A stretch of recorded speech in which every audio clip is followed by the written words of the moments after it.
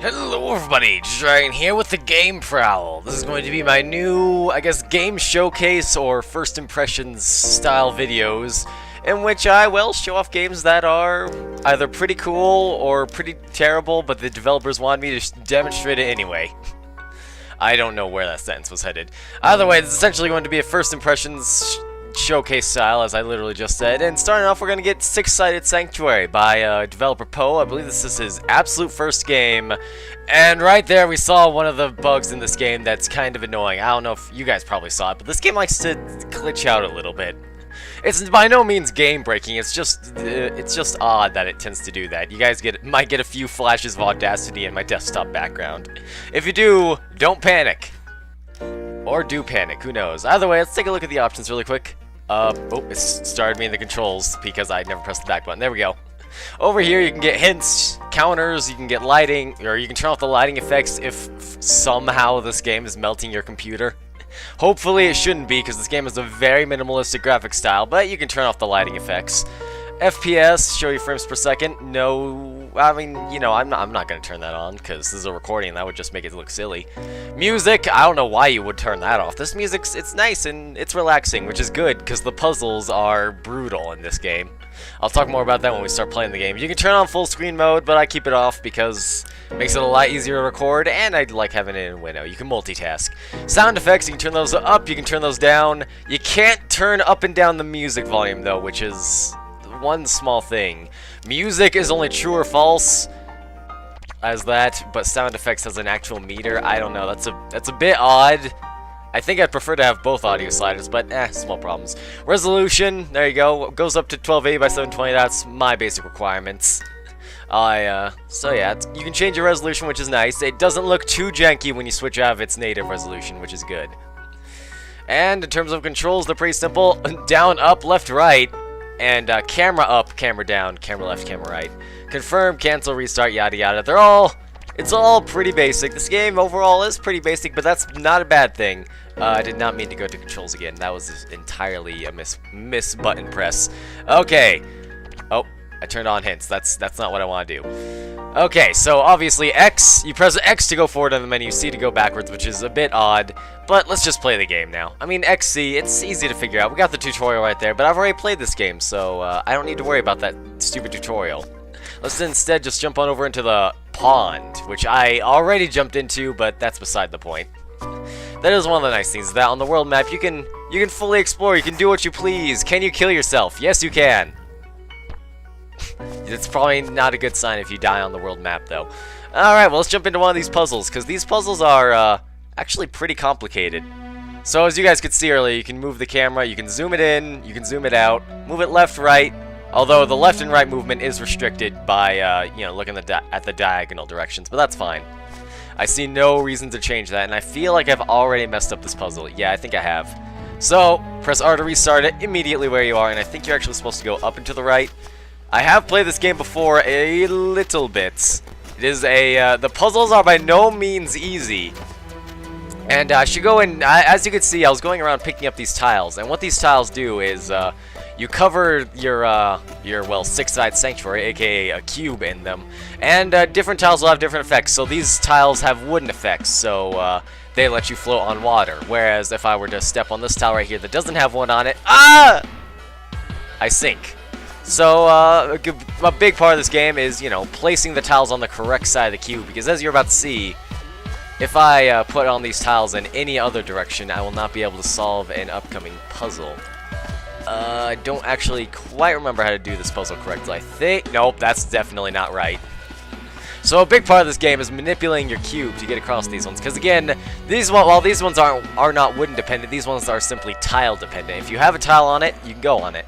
Whereas obviously if there's no tile, then there's nothing for you to step on, and you're gonna fall right through. So move this correctly, and we're good to go. Now, if you see a little outline over there, we move these boxes over here. Now again, these are wooden boxes, so these will float in water. That'll become important later. And that little odd, what's it called? Where's my, okay, the bottom of my box is in a good position. The little dot outline there is a switch, and back there you can see a door that we have now opened up to go to a new and exciting level. And I'm going to take a bit of a shortcut there, since I can float on water with my wood. And there we go, pond. Now your best score is how many how many times you press the arrow keys. Best time is obviously how long it took you to do the puzzle. Looks like it's in minutes, seconds, and milliseconds. So speedrunners rejoice. It does in fact show milliseconds. Alright, so what else is there? That's right. This game does in fact have leaderboards, I believe. So you can compare your scores online with others. I don't have a leaderboards account because I'm just too lazy to make one. And as we can see around here, we got a few branching paths coming up. I mean, I could go straight on ahead to this one, but then after this one, I could go to the left, I could go to the right, although going to the right doesn't appear to grant... No, it looks like I can go to the right and still make progress. So, you know, got a few branching path options in the world map. Again, nothing too extreme, but it's nice to have it nonetheless. Alright, let's see if I can remember how to do this puzzle. So this is when having the floating... Oh, I think I already messed up this puzzle. Yeah, I did. Okay, restart.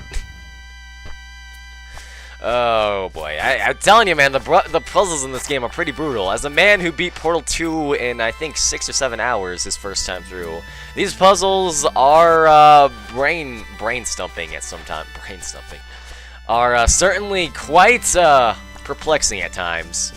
Alright, so I'm gonna go over there, pick up that wooden panel, which will allow me to go over here, take the air boost, and keep going around here. Now that hole does in fact have another air booster in it, so I'll be fine. And this is this right here is one of the cool things I do like about this game, is that it has red herrings, which is something that not a lot of puzzle games actually have. For those of you who don't know, a red herring is essentially a false way, or a false thing, like something. Most puzzle games, everything is there for a purpose. A red herring is something that is there to make it seem like there's a purpose, but there actually isn't one. So like over here, as you can see, I'm going to go through here, and if I position my cube correctly, I'll be able to push this box all the way down here into the water, and I will be able to use my wooden panel to float on over to the entrance. But, as you can see, there's clearly stuff over here as well, which is... Again, this could either be a red herring, or this could be a way to complete the game faster, and I just lack the mental capacity to use these tools in the correct method. And as you can see here, the wooden blocks are not affected by the air jets. So that is definitely something to bear in mind. And I think my cube is oriented correctly. No, it is not. Alright, hold on. I gotta orient it correctly. This is one of the things of the game, is you gotta utilize the cube correctly, otherwise things just, they won't work out well for you. And there we go, now it's perfect. And there we go, to the exit. Again, I have done these puzzles before, so I'm not figuring these out on the fly, mind you. So now at this point I go to Ascension, or I could go down here and do whatever this stage is. But once I go down here this bridge, I'm locked in. So, and I've already done that puzzle before, I believe. Or have I done Ascension before? Well, let's do Ascension anyway. Oh yes, the Ascension. Now over here we of course have these inverse gravity tiles, which have a very fancy effect, I'm not gonna lie. I'm quite fond of that effect. It looks really neat. Okay, let me manipulate this camera so I can see what I'm doing.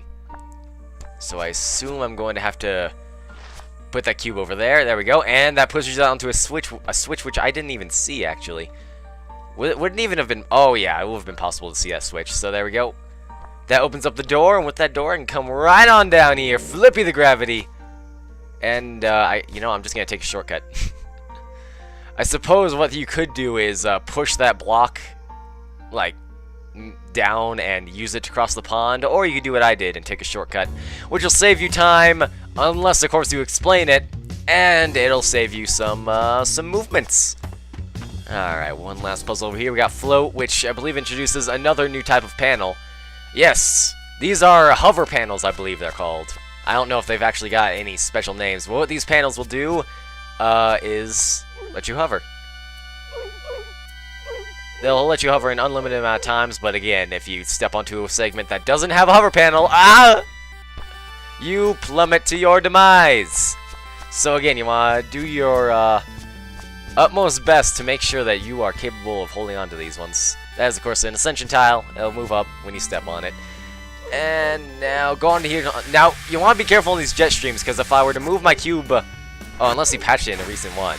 But I believe you can actually move your cube in a way that... yeah, there we go. Now, if I move like this and move back over here, I will not be able to get back onto there because I'm too low. So you gotta actually utilize a bit of timing there. Really complicated, I know. Next-gen stuff. Timing and brainstorming. Oh god, what has the world come to? Okay. Now again, you gotta remember, this is a wooden box. It does not have hover tiles. It's got wooden tiles. So you need to be careful here, and you need to use your brain. Okay, so if I move that over here, I should be able to reorientate my my cube. Oh, but I can't move further that way. Well, if I move to the left here, do that. There we go. Hey! Okay, now that was one I figured out on the fly. I'm quite happy about that one. So that, of course, opened up that door, which, again, if I reorientate my cube, this should be good enough. Hopefully, nope, it's not good enough. Why is my brain so small and the size of a peanut? So yes, the puzzles in this game are certainly... Oh, wait. Wait a second. Hold on, do I even need to do that? Wait a second. This is what I'm talking about, these false herrings and alternate paths that this game has. If I orientate this the correct way, can I actually just... Yes, I can. So I could have skipped that entire button pressing sequence and come down here, which is, again, one of those things that I praise this game for. It's got alternate paths. There are different things you can do. Some will take more moves, some will take less. There are multiple solutions to each puzzle, which is really awesome for a puzzle game. Adds a nice bit of replay value, and again, with the online leaderboards, which I believe this game has, that's good. Now, I should mention, this game you can buy this game on the developer's store, or on the developer's website, if you want him to take all the credit, and I believe that is currently, or all the money, rather, which is good, because he made the game, he deserves the money. Anyways, what was I talking about? It also has a Greenlight page, which of course has its fair share of block stores and Minecraft clone accusers. But again, as I understand, the Greenlight's been going pretty well so far, and if you want to see this game on Steam, you gotta vote for it on Greenlight. So both of those links should be in the description by the time you see this. Fly and Flop. What is this one? Oh, we got... Oh my, this is complicated. Oh, hello there. What is that? Is that like a minecart over there? It looks like it. Yeah, it looks like a minecart over there. A hover cart, rather, since there are no wheels. Oh man, this one looks really complicated. I've got no idea how to do this one. Hold on. Let me see if I can work something out here. Yes! Alright, so there's a floating... Ooh, hey, it looks like there's a track tile as well. Although I'm gonna need a lot more hover segments to get that one.